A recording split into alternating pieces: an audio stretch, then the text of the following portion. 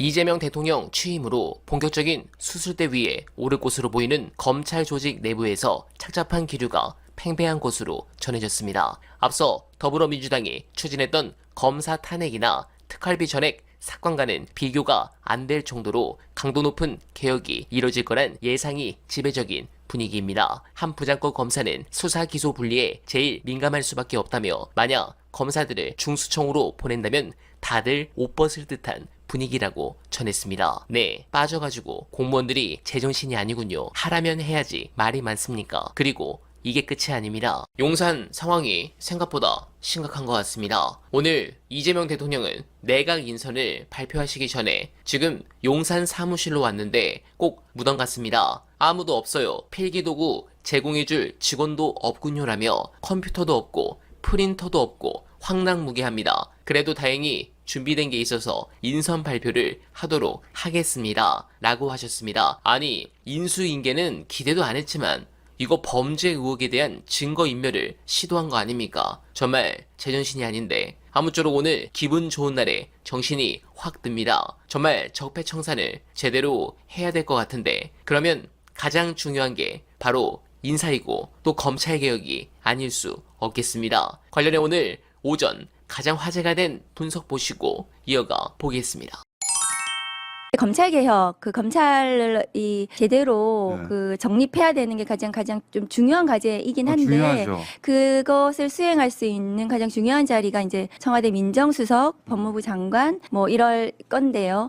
그 이제 법사위원장도 중요합니다. 법사위원장 매우 중요하죠. 근데 이제 그 지금 오늘 이제 뭐 최근에 어제 이제 대통령 그 선거 끝나고 나서 거론되는 민정수석 인사가 그 친윤 검찰들이 환호할 그런 인사로 보여져서 그건 사실이 아니길 바랍니다. 저는 윤석열, 윤대진 검사와 중수부에서 같이 근무했던 특수통 검사를 민정수석으로 또 이렇게 물망이 그러니까 언론에 이제 오르내리는데 오르내리고 있다. 사실이 아니길 바라고요. 문재인 정부 당시에 이제 윤석열 검찰총장이 그때 이제 그 국정농단 수사한다고 해서 검찰총장 그 검사장 중앙검사장으로 발탁을 하고 그 다음에 이제 그 후에 이제 반부패 비서관으로 박형철 그다음에 이제 김태우 수사관 막 이렇게 쭉 들어갔습니다. 병원들 다 등 돌렸잖아요. 그래, 근데 그 당시에도 제가 얘기했어요. 이렇게 하면 안 된다고. 그때 당시에도. 왜냐하면은 그 라인이 특수통들이고, 그리고 이 특수통이 그동안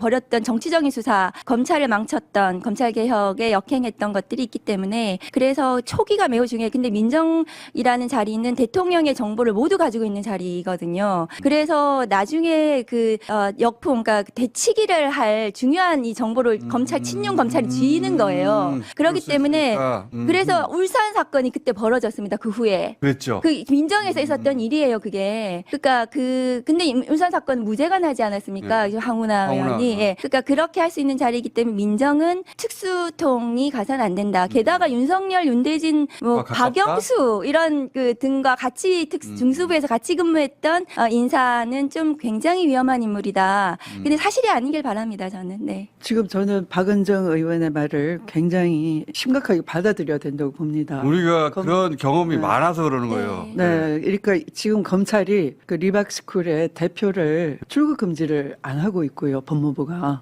그다음에 그 압수수색을 안 하고 있어요. 그러면서 한다는 얘기가 선거일 공휴일이니까 대검이 아직 보고 안 했으니 기다려다오. 언제 그런 적이 있었습니까? 맞아요. 그러니까 지금 결과가 확신까지는 아니어도 뒤집어질 수 있다. 보수 결집하면 이것까지도 내다보고 가만히 눈치 보고 있었던 거예요. 그러니까 이런 실제 사건이 있어도 사건에 대해서 눈치 보고 하던 수사도 종전처럼 안 하고 뭐 스톱시켜 놓는 반면에 한편으로는 주요 인사 인맥을 통해서 예를 들면 지금 이재명 후보가 당선될 경우에는 그 라인에는 누구한테 넣으면은 후보기에 검찰을 이렇게 인사를 세팅할 수 있다까지 예. 들어갈 수 있기 때문에 굉장히 이런 인사는 면밀히 잘 살펴야 되는 겁니다. 잘못 인사 세팅을 하면 먹히는 거죠. 그러니까 검찰이 굉장히 버들가지처럼 굴어가지고 이 정권이 이렇게 갑자기 환경이 변할 때는 그래 양쪽 왔죠. 라인을 잡고 있는 거예요. 그래왔고 네. 그렇게 해서 항상 네. 살아남아왔고 그 네. 노하우가 네. 오랫동안 쌓여있다 보니까 네. 이번에도 그럴까봐. 네, 네. 네. 지금은 발톱을 숨기고 있지만 네. 1년, 2년 지나면 그 정보를 가지고 치죠. 그렇죠. 네. 그렇게 해왔죠. 문재인 그렇게 정부를 네. 상대도 그렇게 했고. 먼저 변신을 해서 굽신거리고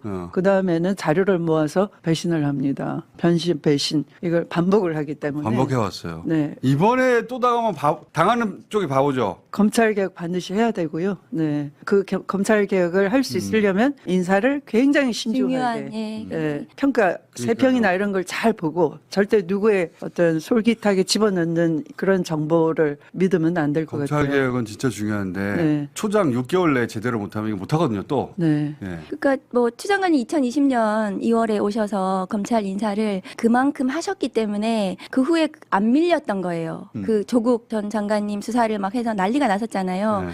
근데 추 장관님이 오셔가지고 2020년 초기에 검찰 인사를 대대적인 형사부 중심으로 저 같은 사람, 저 형사부에서 아무 주목도 못 받던 사람을 발탁하는 이런 인사를 하셔서 그나마 검찰이 안정이 되면서 다른 쓸데없는 짓을 못하게 하는 그런 시스템을 좀 만들어가는 중이었거든요. 그렇지만 윤석열 검찰총장이 있으니까 이제 그렇게 마무리를 못했죠. 마무리를 못 하신 건데 검찰 인사는 너무 중요하고 그것을 할 수 있는 자리는 이제 그것을 하는 자리가 이제 민정수석, 법무부 장관 이런 검찰 개혁 이 라인인데 그 검찰 개혁은 뭐 시기적으로 조금 뭐 늦춰서 하시더라도 일단 뭐 그 자리들은 초기에 굉장히 중요한 세팅이 필요하다 그런 말씀 좀 드립니다. 네, 공감합니다. 이런 부분 이 대통령께서 다 아실 것이라 믿습니다. 그리고 사실 오늘은 매우 기쁘면서도 또한 걱정도 드는 하루입니다. 이 대통령이 처한 여건은 솔직히 말씀드리면 녹록하지 않습니다. 무엇보다 대통령직 인수위 없이 즉시 직무에 돌입해야 합니다. 대통령이 임기를 시작하기 전 새 정부의 밑그림을 그리는 인수위가 없다는 것은 운동선수가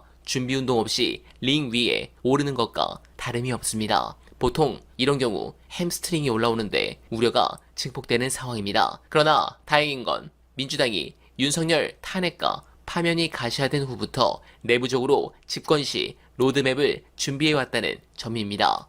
새 정부의 성패는 임기 첫해 특히 취임 100일에 사실상 결정된다는 게 다수 전문가들의 지적입니다. 이 기간 대통령이 어떤 메시지를 내고 어떤 정책을 우선순위에 두는지로 판가름 난다는 겁니다.